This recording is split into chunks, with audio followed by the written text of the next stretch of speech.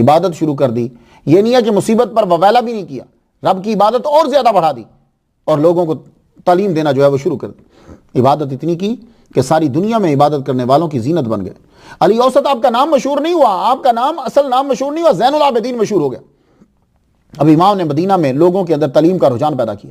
اس کے لیے سب سے پہلا کام آپ نے کیا کیا کہ آپ غلاموں کو خرید کر لاتے اور لا کر ان کو قرآن اور حدیث اور فقہ اور محمد مصطفیٰ صلی اللہ علیہ وسلم کی تعلیم اور وہی جو ہے وہ سکھاتے ان کو, غلاموں کو. نبی کا ادب کیا ہے, اخلاقیات کیا ہیں, یہ سب. آپ کے غلام قرآن کے حافظ ہو گئے. عرب بھی آ کر سیکھتے, غلام بھی سیکھتے, سب کو بٹھا کے آپ سکھاتے. آپ کے غلام قرآن کے حافظ ہوتے. اور آپ نے قوم کو شور نہیں دیا, قوم کو شعور دیا ہے. ہمارے لیڈر قوم کو شور دیتے ہیں, ہمارے پیر قوم کو شور دے دیتے ہیں. نہیں, یہ انہوں نے, اس پیر نے قوم کو شعور دیا ہے. تو جب آپ قوم کو شعور دے دیتے ہیں تو پھر اور زیادہ ضرورت نہیں رہتی, وہ قوم پھر آپ کے میسج کو آگے پہنچاتی رہتی. تو قوم کو شعور دیا.